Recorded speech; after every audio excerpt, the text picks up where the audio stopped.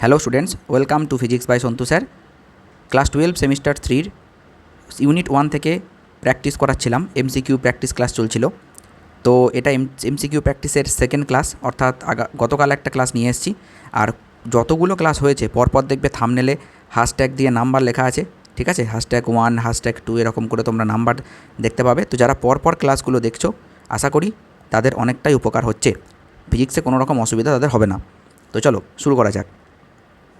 একটি C ধারকত্বের ধারককে battery দ্বারা আহিত করলে এটি ইউ পরিমাণ শক্তি সঞ্চয় করে। এখন ব্যাটারিটিকে সরিয়ে নিয়ে একটি সমান ধারকত্বের ধারককে যুক্ত করলে সঞ্চিত শক্তির পরিমাণ কী হবে? দেখো, প্রথমে যখন একটা ধারক ছিল তখন এর মধ্যে ½ CV² সঞ্চিত ছিল। এবার এক ব্যাটারি ছিল, তারপরে ব্যাটারিটাকে খুলে নিয়ে কি করা হয়েছে না, এখানে আর একটা সমান ধারকত্বের বিশিষ্ট ধারক লাগিয়ে দেওয়া হয়েছে। বোঝা গেল? তাহলে এইটাও সি, এইটাও সি। তাহলে সাধারণ বিভব কী হবে? ভি সমান CV প্লাস 0/2C। তাহলে কি হবে না, CV/2C, সি কেটে দিলাম, তাহলে V/2। তাহলে সাধারণ বিভব হয়ে গেল V/2। ওকে, নো প্রবলেম। এবার দেখো, একটা জিনিস দেখতে হবে, যখন তুমি দুটো ধারককে সমান্তরালে যুক্ত করে দিয়েছো তখন তুল্য ধারকত্ব কী? তখন তুল্য ধারকত্ব C ড্যাশ। তখন অলরেডি 2C হয়ে গেছে, C প্লাস C সমান্তরালে থাকলে যোগ হয়ে যায়। তাহলে এখন সঞ্চিত শক্তি যদি আমি ইউ ড্যাশ বলি, তাহলে U dash is equals to আমি লিখতে পারি যে ½ C ড্যাশ ইন্টু, এটাকে ভি ড্যাশ নিয়ে নাও, সি ড্যাশ ইন্টু ভি ড্যাশের স্কোয়ার। সাধারণ বিভবকে তখন নিতে হবে। তাহলে ½ C ড্যাশ মানে কত? 2C। আর ভি ড্যাশ মানে কত? V²/4। ভি ড্যাশের স্কোয়ার আছে যেহেতু, তাহলে ভি ড্যাশ তো আমি বের করেছি, তাহলে V²/4। তাহলে কী পেলে ফাইনালি? 2 2 4। ওকে, তাহলে ½ ইন্টু ½ CV², অর্থাৎ U/2।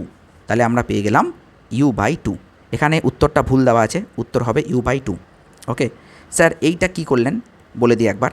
এই যে এইটা কি করলাম, এটা সাধারণ বিভব বের করলাম। যখন বলবে যে দুটো ধারক সমান্তরালে যুক্ত আছে তখন সাধারণ বিভব বের করতে হবে। সাধারণ বিভবের ফর্মুলা কি? V dash equal to C1V1 plus C2V2 by C1 plus C2। এবার এখানে যেহেতু C1 আর C2 দুটোই C বলেছে, তাহলে 2C হয়ে গেল। আর যেহেতু দ্বিতীয় ধারকটা প্রথমে অনাহিত অবস্থায় ছিল, সেই জন্য এটাকে আমি 0 লিখে দিয়েছি। ওকে, আশা করি ক্লিয়ার। এবার আমরা চলে যাব চটপট নেক্সট কোশ্চেনে। দেখো, নেক্সট কোশ্চেন এইটা। দেখো কি বলছে, কোনো ধারকের আধান 2C বাড়ালে শক্তি 20% বৃদ্ধি পায়। তাহলে ধারকের আধান কত ছিল? আগে কোশ্চেনটা নিজেরা ভালো করে পড়বে, ভিডিও স্টপ করে, তারপরে সলিউশন দেখবে। ওকে, কি বলছে? ধরা যাক, আমি ধরে নিচ্ছি যে এই আধান প্রথমে ছিল কিউ, তাহলে সঞ্চিত শক্তি কত ছিল? Q²/2C। ওকে, নো প্রবলেম। সঞ্চিত শক্তির 3টে ফর্মুলা আছে। আগে যেটা লিখেছিলাম ½ CV², আগে ফর্মুলাগুলো লিখে দিই। একটা হয় ½ CV², একটা ওপরটা যেটা লিখলাম Q²/2C, আরেকটা হয় U সমান ½ Q/V। এই তিনটেই তোমাকে মনে রাখতে হবে, যখন যেটা কাজে লাগবে সেটাকে ইউজ করতে হবে।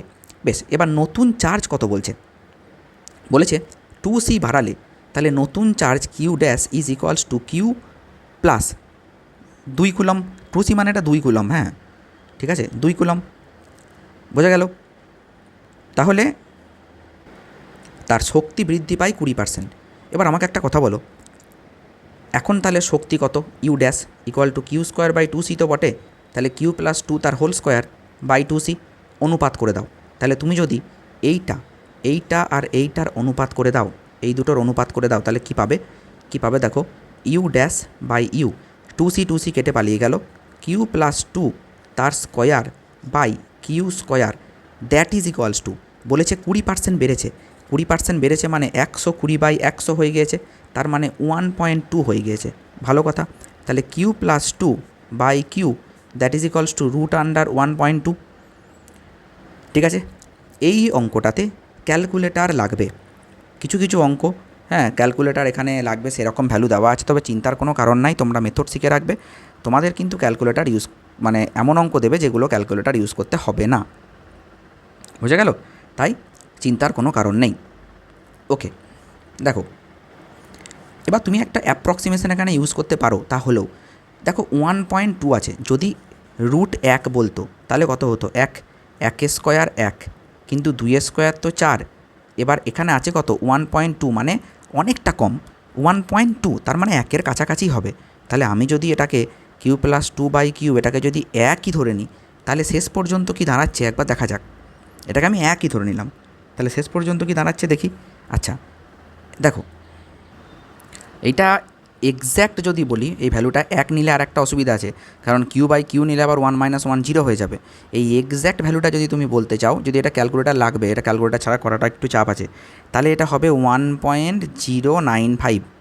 ঠিক আছে, তাহলে 1 plus two by Q equal to 1.095, তাহলে 2 বাই কিউ ইকুয়াল টু 0.095। ঠিক আছে, তাহলে Q is equals to 2/0.095, point তুলে দিলে এটা হয় 2000। তাহলে 2000কে 95 দিয়ে ভাগ করলে কত হবে? 5 4 20, 2 0, 5 19 95। বোঝা গেল? তাহলে 19 2 38, 38 39 40, মানে আবার হবে 19 2 38, মানে 22 এর কাছাকাছি কোনো একটা অ্যান্সার হবে। তাহলে 22 এর কাছাকাছি অ্যান্সার বলতে এটা আছে অপশান বি, 20 কুলম। বোঝা গেল? বেশ, ইরেজ করে দিলাম। 2-1টা কোশ্চেন এরকম ক্যালকুলেটিভ আছে, তবে সব নয়। ঠিক আছে, তাই ভয় পাওয়ার কোনো কারণ নেই। আর পরীক্ষায় কিন্তু এত ক্যালকুলেটিভ কোশ্চেন থাকবে না, ডেটা চেঞ্জ করে দেবে, কিন্তু মেথড সেম থাকবে। ওকে, একটি ধারকের ধারকত্ব এত, বিভব এত, এটিকে সম্পূর্ণরূপে অনাহিত করলে মুক্ত হওয়া শক্তির পরিমাণ কী হবে? দেখো, অনাহিত যখন তুমি করবে তখন যে শক্তি মুক্ত হবে সেই শক্তি কোনটা? যেটা ইউ সমান হাফ সিভি স্কোয়ার শক্তি জমা হয়েছিল সেইটাই তো মুক্ত হবে। আর কি মুক্ত হবে? এইটাই তো মুক্ত হবে। আবার শক্তি পাবে কোথা? যে শক্তিতে আহিত হয়েছিল সেই শক্তিই মুক্ত হবে। তাহলে হাফটাকে তুমি অ্যাজ ইট ইজ রাখো, সিটা হচ্ছে গিয়ে 2 × 10⁻⁻6, আর 200 স্কোয়ার মানে 4, 1 2 3 4। ঠিক আছে, তাহলে 2 2 তুমি কেটে দাও, তাহলে কত হবে বলো তো? 10⁻⁻6, আর এখানে +4, তাহলে 4 × 10⁻²। ঠিক আছে, এত জুল শক্তি মুক্ত হবে, তার মানে 0.04 জুল শক্তি কিন্তু মুক্ত হবে, কারণ এই শক্তি জমা হয়েছিল, যে শক্তি জমা হয়েছিল সেই শক্তি মুক্ত হবে। 125 মাইক্রোফ্যারাড ধারকত্বের ধারককে এত কুলম্ব আধানে আহিত করতে কত কৃতকার্য করতে হবে? খুব ভালো কোশ্চেন, ভালো করে দেখবে। এরকম কোশ্চেন তোমরা একটা পরীক্ষাতে পাবেই, এত ইম্পর্টেন্ট কোশ্চেন। দেখো, সব কিন্তু 24-এ এসেছিলো। ওকে, তো একদম ইজি। আহিত করতে কৃতকার্য কত করতে হবে? দেখো, কৃতকার্য তুমি যেটা করবে সেটাই তো সঞ্চিত শক্তি, তাহলে সেই তোমাকে একই ফর্মুলা ইউজ করতে হবে। কি দেওয়া আছে? কিউ দেওয়া আছে আর সি দেওয়া আছে। তাহলে ভি দিয়ে যে ফর্মুলা আছে সেই ফর্মুলা ব্যবহার করলে হবে না।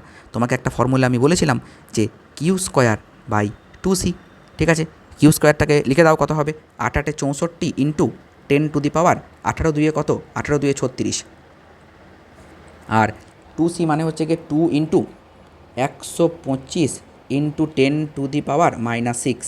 তাহলে এটা কত হবে?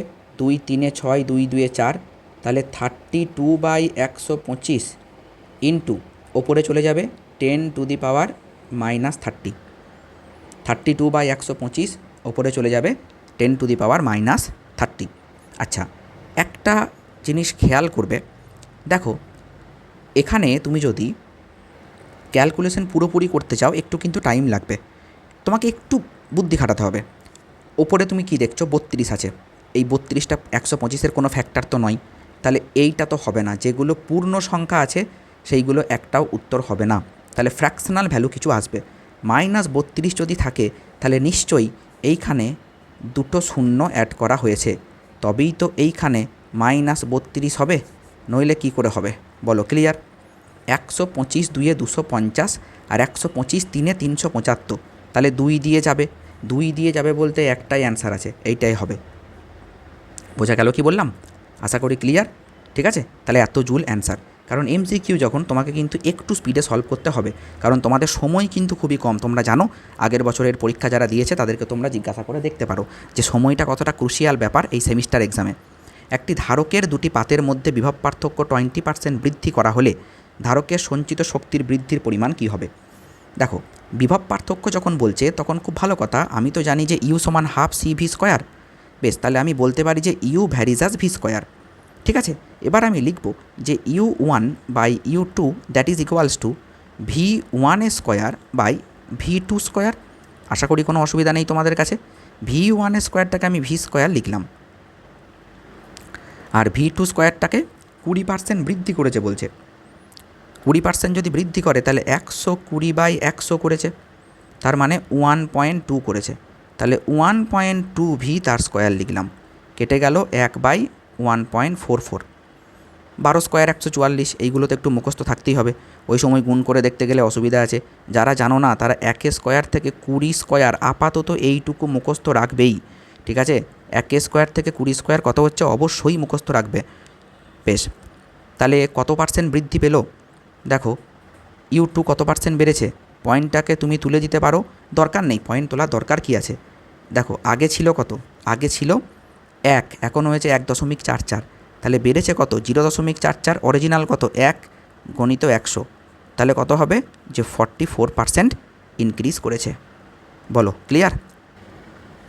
দেখো নেক্সট কোয়েশ্চেন বলছে, ব্যাটারি দ্বারা আহিতকরণের সময় ডি ব্যবধান বিশিষ্ট একটি সমান্তরাল পাত ধারক V0 শক্তি সঞ্চিত হয় পাত ধারকে। বেশ, তাহলে ব্যাটারি দিয়ে আহিত করার সময়, হ্যাঁ এটা একটা সমান্তরাল পাত ধারক, এখানে এই পাত ধারকে V0 শক্তি সঞ্চিত হয়। বাহ, খুব ভালো কথা, শক্তিটাকেই ওরা V0 বলে দিয়েছে। যদি ডি বেধ বিশিষ্ট এবং কে পরাবৈদ্যুতিক ধ্রুবক বিশিষ্ট, এর ব্যবধান কিন্তু ডি, হ্যাঁ তার মানে গোটাটাতেই একটা পরাবৈদ্যুতিক ধ্রুবক এবার প্রবেশ করিয়ে দিয়েছে। হ্যাঁ, যদি প্রবেশ করানো হয় তাহলে পাত দুটির তবে সঞ্চিত শক্তির পরিমাণ কি হবে? অবশ্যই সঞ্চিত শক্তি পরিবর্তন হবে। কি করে হবে দেখো, স্যার আমরা জানি U সমান হাফ CV স্কোয়ার, খুব ভালো কথা। এবার C ড্যাশ তখন কী হয়ে যাবে, K ইন্টু C, কারণ যখনই তুমি এটা মনে রাখবে, হ্যাঁ যদি তুমি কে পরাবৈদ্যুতিক ধ্রুবক বিশিষ্ট কোনো মাধ্যমকে ধারকের মাঝখানে প্রবেশ করিয়ে দাও, তাহলে ধারকত্ব পরিবর্তন হবে, যা ছিল তার কে গুণ হয়ে যাবে। বোঝা গেল কি বললাম? তাহলে এখন তুমি যদি U ড্যাশ বলো, তাহলে হাফ কে ড্যাশের জায়গায় তুমি কি লিখবে, মানে সি এর জায়গায় তুমি কি লিখবে, KC, সি এর জায়গায় তুমি কি লিখবে, KC, আর ভি এর কোনো পরিবর্তন হয় না, বিভব প্রভেদ একই থাকে। বোঝা গেল? তাহলে কি হবে যে K into half CV square, তাহলে ছিল কত U, এখন কত হয়ে যাবে KU, ইউ ছিল না ভি ছিল বলেছে না, KV0 হয়ে যাবে, কারণ এইটাকে ওরা আবার বলে দিয়েছে V0, এইটাকে ওরা বলে দিয়েছে V0, তাহলে V0 নিতে হবে, কিছু করার নাই। তাহলে K ইন্টু V0 হবে উত্তর। আশা করি ক্লিয়ার। আচ্ছা নেক্সট কোয়েশ্চেন দেখো, নেক্সট কোয়েশ্চেন বলা হচ্ছে সি ধারকত্বের দুটি গোলীয় ধারককে ভি এবং মাইনাস ভি বিভবে আহিত করা হলো, এদের একটি সরু তার দ্বারা যুক্ত করলে শক্তির অপচয় কত হবে? খুব ভালো কোয়েশ্চেন। দুটো গোলীয় ধারক আছে, এই একটা গোলীয় ধারক আর এই একটা গোলীয় ধারক। বেশ, একটাতে ভি বিভবে আহিত করা হয়েছে, একটা মাইনাস ভি বিভবে আহিত করা হয়েছে, তারপরে এটাকে জুড়ে দেওয়া হয়েছে। যখনই জুড়ে দেওয়া হবে আধান কিন্তু ফ্লো করবে, ঠিক কিনা বলো? আধান কিন্তু ফ্লো করবে, ঠিক আছে? তো প্রথমে শক্তি কত ছিল দেখতে হবে, পরে আবার কত শক্তি আছে, কত শক্তি হয়েছে সেইটাকে দেখতে হবে। চলো দেখা যাক। যখন তুমি তার দিয়ে যুক্ত করনি তখন এর শক্তি কত ছিল, হাফ CV স্কোয়ার, এর শক্তি কত ছিল হাফ CV স্কোয়ার, সে মাইনাস, শক্তি তো আর মাইনাস হয় না, স্কেলার রাশি, ঠিক আছে? হাফ CV স্কোয়ার, ওকে। তো দেখো এই দুটোকে তুমি যোগ করে দিয়েছিলে, শুধু কি পেয়ে গিয়েছিলে CV স্কোয়ার। যখন তুমি এবার জুড়ে দিলে না, তখন কি হবে দেখো, এইখানে আধান চলে আসবে Q ইকুয়াল টু CV, এটা কমন পোটেনশিয়াল, কিন্তু এই ভিটা হচ্ছে কমন পোটেনশিয়াল, সেই যাই হোক ভি ড্যাশ নিলাম। আবার এইখানে আসবে Q ইকুয়াল টু, এবার এটা যেহেতু নেগেটিভ বিভাবে আহিত, তাহলে এইটা কিন্তু মাইনাস কিউ হয়ে যাবে, আর মাইনাস কিউ মানে আমি কী লিখব, যে মাইনাস কিউ মানে আবার মাইনাস CV, ঠিক আছে? এটা তো নেগেটিভ আধান, তার মানে আমি লিখে দিচ্ছি direct Q equal to minus CV। বুঝতে পারছো তো কী বলছি? কারণ এইটা তো নেগেটিভ, এটাকে ভি ড্যাশ দিতে পারো তুমি অবশ্যই, কিন্তু যাই হোক না কেন নেগেটিভ, এটা মাথায় রাখো। তাহলে মোট আধান কত, তাহলে মোট আধান CV dash minus CV dash that is equals two 0, মোট আধানই তো হবে শূন্য, কোনো আধানই থাকবে না। বোঝা গেল কি বললাম? কারণ একটা পজিটিভ একটা নেগেটিভ, আবার ধারকত্ব একই, তাহলে মোট আধানই শূন্য হয়ে যাবে। আর মোট আধান যদি শূন্য হয় তাহলে পরে সঞ্চিত শক্তি কত হবে, শূন্য। আধান যদি শূন্য হয় তাহলে Q²/2C সঞ্চিত শক্তি তো এমনিই শূন্য হবে, ঠিক আছে? তাহলে কত হবে, তাহলে কতটা শক্তির অপচয় হয়েছে? শক্তির অপচয় হয়েছে ছিল CV স্কোয়ার মাইনাস 0, অর্থাৎ শক্তির অপচয় হয়েছে CV স্কোয়ার, কারণ এইটা তো প্রথমে ছিল, তাই না? তাহলে CV square minus 0 that is equals two CV square উত্তর। আশা করি ক্লিয়ার। তারপরে দেখো নেক্সট কোয়েশ্চেন কী বলছে। এই 235-এর কোয়েশ্চেনটা বলতে গেলে আমাকে একটা খুব ইন্টারেস্টিং ফ্যাক্ট তোমাদেরকে বলতে হবে। বলছে একটি সমান্তরাল পাত ধারককে আধান দেওয়ার জন্য ব্যাটারি ব্যবহার করা হলো যতক্ষণ পর্যন্ত না ধারকের পাতের বিভব ব্যাটারির তড়িৎচালক বলের সঙ্গে সমান হয়। তাহলে ধারকের শক্তি এবং ব্যাটারির কৃতকার্যের অনুপাত কত? একটু বুঝিয়ে বলি। এইখানে একটা ধারক আছে, এইখানে একটা ব্যাটারি আছে। তো কী করছে না, এই ব্যাটারিটা ভি বিভব আছে, তো এখানে আধান জমা হচ্ছে, জমা হতে হতে একদম ফুললি চার্জড হয়ে গেছে, অলরেডি কিউ চার্জ এখানে চলে এসছে। ওকে, তো এখানে বিভব হয়ে গেছে ভি, তাহলে কি বলবো না হাফ সি ভি স্কোয়ার কৃতকার্য, মানে ধারকে সঞ্চিত শক্তি, এটা ধারকে সঞ্চিত শক্তি। জানো ব্যাটারি কত কৃতকার্য করে? ব্যাটারি কিন্তু এই কৃতকার্যটা করে না, জানো তো। ব্যাটারি কৃতকার্য করে যেটা, সেটাকে আমি যদি বলি যে ডাব্লু, ব্যাটারি যে কৃতকার্যটা করে সেটা হচ্ছে সি ভি স্কোয়ার। ঠিক আছে, কেন ব্যাটারি কৃতকার্য সি ভি স্কোয়ার করে একটু বুঝতে হবে। ব্যাটারি কিন্তু কনস্ট্যান্ট ভোল্টেজ সাপ্লাই করে, ব্যাটারির ভোল্টেজ কিন্তু ফ্ল্যাকচুয়েট করে না। তাহলে ব্যাটারির ভোল্টেজ যদি ফ্ল্যাকচুয়েট না করে, তাহলে কৃতকার্য ডাব্লু সমান তুমি কি বলবে, কিউ ইন্টু ভি, কিউয়ের জায়গায় সিভি ইন্টু ভি, তাহলে কত হলো সিভি স্কোয়ার।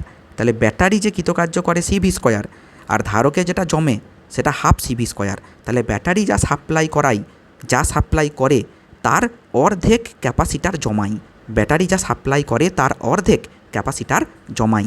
বোঝা গেল? তাহলে ধারকের শক্তি আর ব্যাটারির শক্তির অনুপাত কত হবে, 1:2। ঠিক আছে, বোঝা গেল কি বললাম?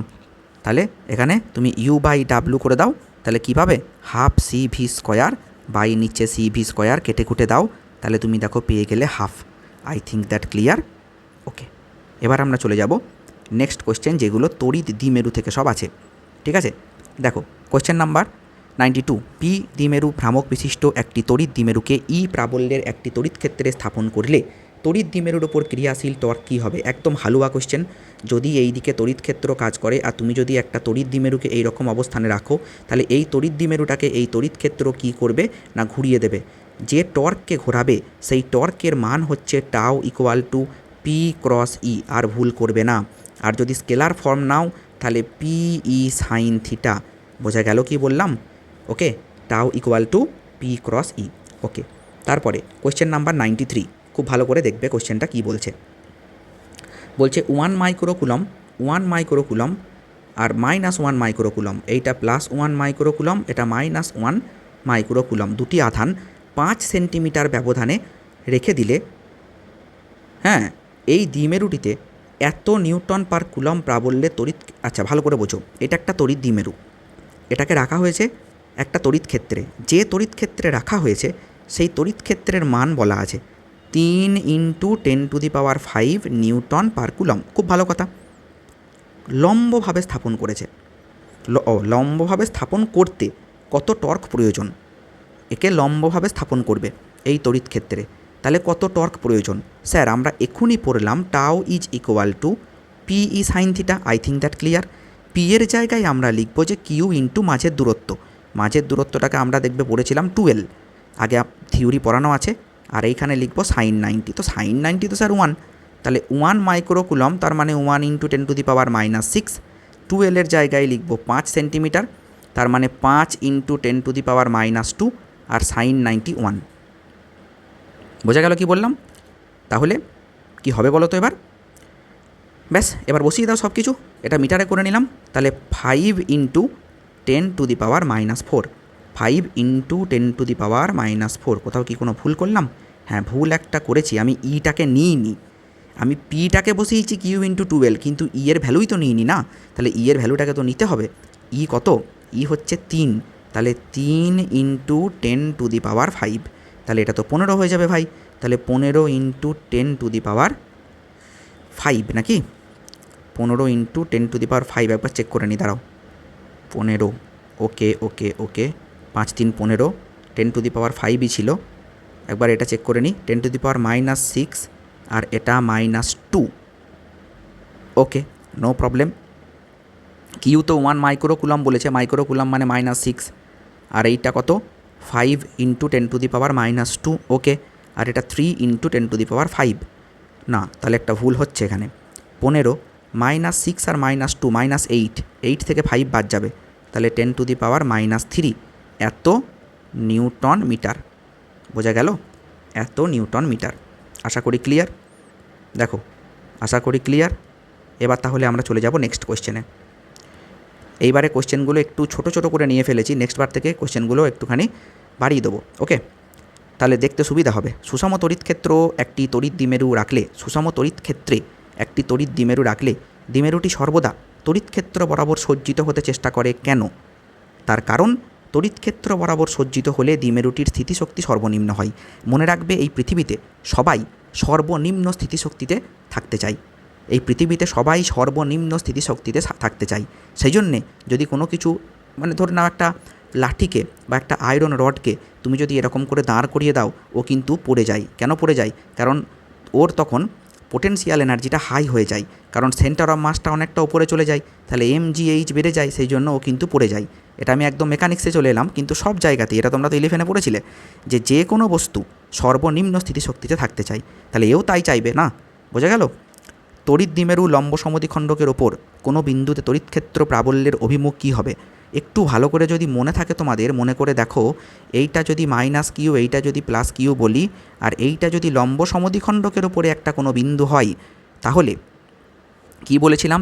এর জন্য তড়িৎক্ষেত্র কাজ করে এই দিকে, এর জন্য কাজ করে এই দিকে, এর দুটো উপাংশ, একটা এই দিক একটা এই দিক, এর দুটো উপাংশ, একটা এই দিক একটা এই দিক, এই উপাংশ দুটো একজন আরেকজনকে ক্যান্সেল করে দিয়েছিল, শুধু এই দুটো উপাংশ পড়েছিল। একটু মনে করে দেখলে তোমরা বুঝতে পারবে। বোঝা গেল কি বললাম? ক্লিয়ার? ঠিক আছে, এইগুলো দেখবে ছিল কস উপাংশ, আর সাইন উপাংশগুলো ক্যান্সেল করে দিয়েছিল। তাহলে মাইনাস কিউ থেকে প্লাস কিউ এর দিকে হয় তড়িৎ দ্বিমেরুর দিক। ঠিক আছে, আর তড়িৎ ক্ষেত্র প্রাবল্যের দিক কোন দিকে হলো? দ্বিমেরুর ঠিক উল্টো দিকে। তাহলে কি হবে? পি এর বিপরীত দিকে, পি এর বিপরীত দিকে। আশা করি ক্লিয়ার। ওকে ওকে, নেক্সট কোয়েশ্চেন দেখো কি বলছে। নেক্সট কোয়েশ্চেন বলা হচ্ছে যে একটা তড়িৎ দ্বিমেরুর অক্ষীয় অবস্থানে নির্দিষ্ট দূরত্বে রাখা একটি আধানের ওপর এফ বল প্রযুক্ত হয়। দূরত্ব দ্বিগুণ হলে বল কি হবে? দেখো, আগে জানতে হবে যে তড়িৎক্ষেত্র প্রাবল্যের সঙ্গে বলের রিলেশন কি। এইটা একটা তড়িৎ দ্বিমেরু, এটা মাইনাস কিউ, এটা প্লাস কিউ, এইটা অক্ষীয় অবস্থান। তো অক্ষীয় অবস্থানে নির্দিষ্ট দূরত্বে রাখা আছে, ধরে নাও এইটা আর দূরত্বে। তো এখানে কি একটা আধান রাখা আছে, তো এই আধানের ওপর ক্রিয়াশীল বল এফ। আমরা জানি যে এফ সমান কিউই। আবার দেখো যে ই ভ্যারিজেস 1/r³ কার ক্ষেত্রে? তড়িৎ দ্বিমেরুর ক্ষেত্রে। কেন? আমি পড়িয়েছিলাম তোমাদের যে এফ ইকুয়াল টু তড়িৎ দ্বিমেরুর ক্ষেত্রে কে কিউ বাই r³ হয়। তাহলে এফ ভ্যারিজেস 1/r³। যখন দূরত্ব দ্বিগুণ হচ্ছে তখন আর 2-এর কিউব কত হয়ে যাবে? 8 হয়ে যাবে। যখন দূরত্ব দ্বিগুণ হচ্ছে তখন 2-এর কিউব হবে না, 2 আর তার কিউব, মানে 2-এর কিউব 8। তাহলে উত্তর হয়ে যাবে f/8। বোঝা গেল কি বললাম? f/8। ওকে, আচ্ছা নেক্সট কোয়েশ্চেন দেখো, এটা ইরেজ করে দিলাম। একটি HCl অণুর তড়িৎ দ্বিমেরু ভ্রামক বলা আছে। কত বলা আছে তড়িৎ দ্বিমেরু ভ্রামক? সেটা বলা আছে P equals to 3.4 × 10⁻³ coulomb metre. ওদের আধানের মান কত হবে? আমরা জানি দ্বিমেরু ভ্রামক সমান কিউ ইন্টু 2L। আশা করি ক্লিয়ার। দুটো পরমাণুর মধ্যে ব্যবধান বলা আছে 10⁻⁻10। তাহলে এটা মুছে দিয়ে 10⁻⁻10 লিখে দেবো। -10 আর -30 কেটে গেলে -20 পড়ে থাকে।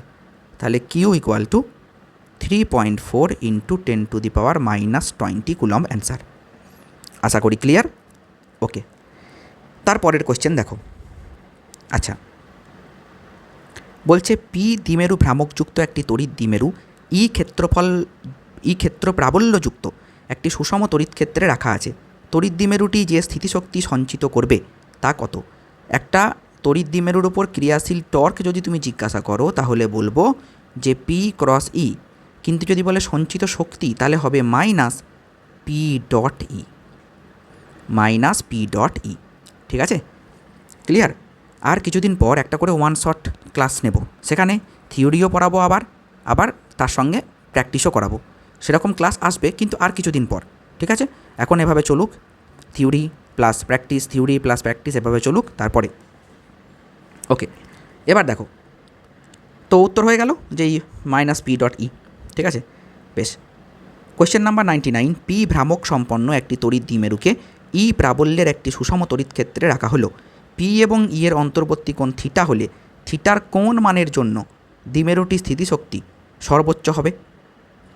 দেখো, একটা জিনিস বুঝতে হবে। আমরা জানি যে ইউ সমান -P.E, তার মানে আমি বলতে পারি যে -PE cos θ, ঠিক কিনা? যদি থিটা 180 ডিগ্রি হয় তাহলে পিই কস 180 ডিগ্রি, তাহলে মাইনাসে মাইনাসে প্লাস পিই। ঠিক আছে, তাহলে থিটা যদি কস 180 হয় তখনই কিন্তু হবে স্থিতিশক্তি সর্বোচ্চ। বোঝা গেল কি বললাম? 180তে স্থিতিশক্তি সর্বোচ্চ হয়। তারপরে বলছে 5 × 10⁻⁻8 কুলম মিটার ভ্রামক বিশিষ্ট একটি তড়িৎ দ্বিমেরু এত নিউটন পার কুলম প্রাবল্যে তড়িৎ ক্ষেত্রে আছে, একে 60 ডিগ্রি ঘোরাতে কত কৃতকার্য করতে হবে? দেখো আমরা জানি যে কৃতকার্য ডাব্লু বলো বা ইউ বলো সেই একই ফর্মুলা, পিই কস থিটা। তো তোমাকে তো পি বলে দিয়েছে 5 × 10⁻⁻8, আর তার সঙ্গে ইও বলে দিয়েছে 4 × 10⁵, আর cos 60 তো হাফ। তাহলে কত হবে? 2 2 4 কেটে দাও, তাহলে 2 5 10 × 10⁻8 থেকে 5 বাদ দিয়ে দাও। 8 থেকে 5 বাদ দিলে কত হবে? -3 নাকি? দেখো -3, তাহলে 10 × 10⁻³ মানে -2, তাহলে এত জুল কার্য করতে হবে। ব্যাস হয়ে গেল, একদম ইজি কোয়েশ্চেন। ঠিক আছে, কোয়েশ্চেন নাম্বার 101, কোনো তড়িৎ দ্বিমেরু ভ্রামকের মান পি হলে দ্বিমেরুটি তড়িৎ ক্ষেত্র ই এর সঙ্গে 0 ডিগ্রি থেকে 180 ডিগ্রি পর্যন্ত ঘোরালে কৃতকার্য কী হবে? কি বলছে? দ্বিমেরুটাকে ঘোরানো হয়েছে 0 ডিগ্রি থেকে 180 ডিগ্রিতে, তাহলে কৃতকার্য কী হবে? দেখো আর একটা ফর্মুলা মনে রাখবে, U equal to P E cos theta 1 minus cos theta 2, এটাও মনে রাখবে। বুঝতে পেরেছো? তাহলে পিই কস থিটা 1 মানে 0 ডিগ্রি মাইনাস কস থিটা 2 মানে হচ্ছে গিয়ে কস 180 ডিগ্রি, তাহলে কত হবে? যে পিই ওকে কস 0 1, আর এইটা তো -1, মাইনাসে মাইনাসে +1, তাহলে অ্যান্সার হয়ে যাবে যে 2 পিই। তাহলে কত হবে? 2 পিই হয়ে যাবে কৃতকার্য যদি আমরা 0 ডিগ্রি থেকে 180 ডিগ্রিতে ঘোরাতে চাই। আশা করি ক্লিয়ার। তারপরে দেখো ভোল্ট মিটার একক বিশিষ্ট ভৌত রাশি কোনটি? মনে রাখবে ফাই ইকুয়াল টু E.ds। তো ই এর একক হচ্ছে ভোল্ট পার মিটার, আর ডিএস এর একক হচ্ছে মিটার স্কয়ার। তাহলে ভোল্ট মিটার হয়ে যাবে তড়িৎ ফ্লাক্সের একক। নেক্সট কোয়েশ্চেন, 10⁻⁻6 কুলম আধান থেকে কত তড়িৎ ফ্লাক্স নির্গত হবে? দেখো তড়িৎ ফ্লাক্স ফাই সমান Q/ε0। তো কিউ কত? কিউ হচ্ছে গিয়ে 10⁻⁻6, আর এইটা 8.ε, তো 8.85 × 10⁻12, যেটা বায়ু মাধ্যমে তড়িৎ ভেদ্যতা বলে থাকি আমরা।